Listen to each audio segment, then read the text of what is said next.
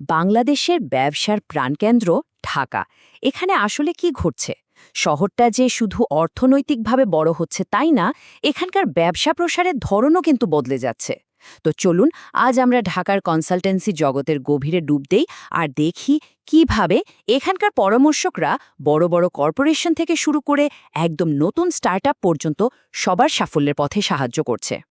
যে কোনো দেশের অর্থনীতি বুঝতে গেলে সবার আগে তার কেন্দ্রবিন্দুটাকে চিনতে হয়, আর বাংলাদেশের জন্য সেই কেন্দ্রবিন্দু হল ঢাকা। আচ্ছা, ঢাকার এই অর্থনৈতিক শক্তিকে যদি একটা মাত্র সংখ্যায় বলতে বলা হয়, তাহলে সেটা হবে ৪৬%। কিন্তু এই ৪৬% আসলে কিসের? হ্যাঁ, ঠিকই ধরেছেন। দেশের মোট জিডিপির প্রায় ৪৬%, মানে প্রায় অর্ধেকই আসে শুধু এই ঢাকা জেলা থেকে। এর মানেটা বেশ পরিষ্কার, দেশের বেশিরভাগ অর্থনৈতিক সিদ্ধান্ত, বড় বিনিয়োগ আর নতুন চাকরির সুযোগ কিন্তু এখানেই তৈরি হচ্ছে। আর তাই বড় কর্পোরেশন থেকে শুরু করে ছোট উদ্যোক্তা সবাই এই বিশাল সুযোগের ভাগ নিতে ঢাকায় আসছেন। যেহেতু ঢাকা দেশের অর্থনীতির মূল চালিকা শক্তি, তাই একটা প্রশ্ন আসেই, এখানকার ব্যবসায়িক পরিবেশটা ঠিক কেমন? চলুন এই কর্মচঞ্চল পরিবেশের আরও গভীরে যাওয়া যাক। ঢাকার ব্যবসায়িক পরিবেশটা কিন্তু বেশ ইন্টারেস্টিং আর বহুমুখী। একদিকে যেমন দেশের সব নামকরা কোম্পানির হেড অফিস এখানে, তেমনি প্রতিদিন জন্ম নিচ্ছে নতুন নতুন স্টার্টআপ আর ছোট ও মাঝারি ব্যবসা। দেশে প্রায় ১,১৮,০০,০০০ অর্থনৈতিক ইউনিটের একটা বড় অংশ এখানে। আর এই বিশাল কর্মযোগ্য একটা নতুন চাহিদার জন্ম দিয়েছে, বিশেষজ্ঞের পরামর্শ। মানে আইনি সম্মতি বা কমপ্লায়েন্স থেকে শুরু করে ফিন্যান্সিয়াল ম্যানেজমেন্ট আর ব্যবসার গ্রোথ স্ট্র্যাটেজি পর্যন্ত সব ক্ষেত্রে সঠিক পরামর্শের চাহিদা এখন আকাশ ছোঁয়া। তো এই যে বিশাল চাহিদা, এটা মেটাতে ঢাকায় একটা শক্তিশালী কনসালটেন্সি ইকোসিস্টেমও গড়ে উঠেছে। কিন্তু এই বাজারে কারা কাজ করছে আর তারা কিভাবে নানান ব্যবসার প্রয়োজনগুলো পূরণ করছে? চলুন এখানকার প্রধান খেলোয়াড়দের একটু চিনে নেওয়া যাক।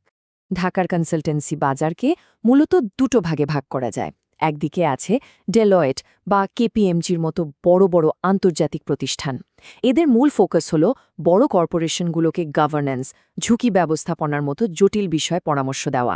আর অন্যদিকে আছে স্থানীয় সহায়ক বা লোকাল ফ্যাসিলিটেটররা, যারা ছোট আর মাঝারি উদ্যোক্তাদের মার্কেটে ঝুঁকতে আর ব্যবসা বাড়াতে একেবারে সরাসরি মানে হাতে কলমে সাহায্য করে। এই টেবিলটা দেখলেই দুটো মডেলের পার্থক্যটা একদম পরিষ্কার হয়ে যায়। গ্লোবাল নেটওয়ার্কগুলো বড় কর্পোরেশনকে রিপোর্ট আর স্ট্র্যাটেজি ডকুমেন্ট দেয়। অন্যদিকে স্থানীয় সহায়করা ছোট আর মাঝারি ব্যবসার জন্য সরাসরি পার্টনারশিপ খুঁজে দেওয়া বা সেলস লিড তৈরি করার মতো বাস্তব ফলাফল নিয়ে আসে। তার মানে তাদের কাজের ধরন আর সাফল্যের মাপকাঠি কিন্তু দুটোই একদম আলাদা। চলুন এবার এই স্থানীয় সহায়ক মডেলটার আরও গভীরে যাই। ঢাকার বাজারের জন্য বিশেষভাবে তৈরি এই অ্যাপ্রোচটাকে বলা হচ্ছে গ্রোথ পার্টনার বা প্রবৃদ্ধির অংশীদার মডেল। দেখা যাক এটা কেন এতটা কার্যকর। তাহলে এই গ্রোথ পার্টনার আসলে কি? আচ্ছা, ভাবুন তো, একজন কোচ কি শুধু খেলার কৌশল শিখিয়ে থেমে যান? না, তিনি কিন্তু খেলোয়াড়ের সাথে মাঠে নেমে অনুশীলনও করান। ঠিক তেমনি এই গ্রোথ পার্টনাররা, এরা এমন পরামর্শক যারা শুধু উপদেশ দিয়েই দায়িত্ব শেষ করে না, বরং ক্লায়েন্টের ব্যবসা বাড়ানোর জন্য হাতে কলমে সাহায্য করে। তাদের মূল লক্ষ্য হল ক্লায়েন্টের জন্য সত্যিকারের ব্যবসায়িক সুযোগ তৈরি করা, যেটা মাপা যায়। এই স্লাইডটা টিএনআইবি এবং বিটিসি এর মতো ফার্মগুলোর কাজের পদ্ধতিকে একটা স্পষ্ট প্লেবুকে তুলে ধরেছে। তাদের কাজের একটা নির্দিষ্ট ধারাবাহিকতা আছে।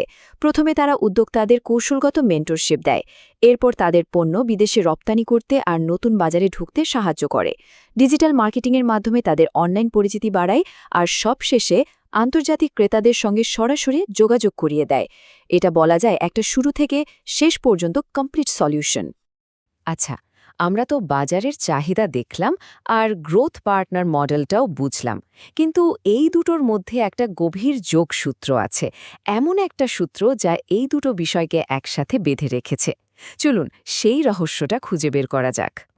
প্রশ্নটা তাহলে পরিষ্কার, কিভাবে এই বাজারের চাহিদা আর এই বিশেষ কনসালটেন্সি মডেলটা একে অপরের সাথে এত নিখুঁতভাবে মিলে গেল? এর পেছনের কারিগর কে হতে পারে? উত্তরটা হলেন মোহাম্মদ জয়নাল আবদিন। তার কর্মজীবনের দিকে একবার তাকালেই পুরো ছবিটা পরিষ্কার হয়ে যায়। দেখুন, তিনি FBCCI, SME ফাউন্ডেশন এবং ঢাকা চেম্বারের মতো বড় বড় প্রতিষ্ঠানের নীতি নির্ধারণী পর্যায়ে কাজ করেছেন। এর ফলে তিনি বাংলাদেশের ব্যবসা জগতের নারী নক্ষত্রটা খুব ভালো করে বুঝেছেন। আর এই প্রতিষ্ঠানগুলোতে পাওয়া অভিজ্ঞতাকে তিনি কাজে লাগিয়ে TNIBর মতো একটি গ্রোথ পার্টনার মডেল তৈরি করেছেন, যা সরাসরি বাজারের চাহিদা পূরণ করে। একটা মডেল কাগজে কলমে যতই ভালো হোক, তার আসল পরীক্ষা তো হয় মাঠে, তাই না? চলুন এবার আমরা এই গ্রোথ পার্টনার মডেলের বাস্তব প্রভাব আর সাফল্যটা একটু মেপে দেখি। এই মডেলটা কতটা কার্যকর তা বুঝতে কানাডার ক্যানবিজ ইনকর্পোরেটেডের প্রতিষ্ঠাতার কথাগুলোই যথেষ্ট। তিনি বলছেন, TNIBর কৌশলগত সাপোর্টের কারণে একটা বিদেশি কোম্পানি হিসেবে তারা বাংলাদেশের মতো একটা জটিল বাজারে সফলভাবে ব্যবসা বাড়াতে পেরেছে। এটা কিন্তু এই মডেলের আন্তর্জাতিক গ্রহণযোগ্যতার একটা দারুণ প্রমাণ। আবার দেখুন, MS আবদুল্লাহ এন্টারপ্রাইজের মতো একজন স্থানীয় উদ্যোক্তাও বলছেন যে BTC এর বাস্তবসম্মত সাহায্য তার ব্যবসাকে এগিয়ে নিতে কতটা সাহায্য করেছে। তার মানে এটা স্পষ্ট যে গ্রোথ পার্টনার মডেলটা বিদেশি বিনিয়োগকারী আর স্থানীয় ছোট উদ্যোক্তা দুই পক্ষের জন্যই সমানভাবে কার্যকর। এটা যেন বৈশ্বিক আর স্থানীয় চাহিদার মধ্যে একটা ব্রিজ তৈরি করেছে। তাহলে পুরো আলোচনা থেকে আমরা কি শিখলাম? আমরা দেখলাম ঢাকার মতো একটা গ্রোয়িং ইকোনমিতে দুই ধরনের মডেলেরই দরকার আছে।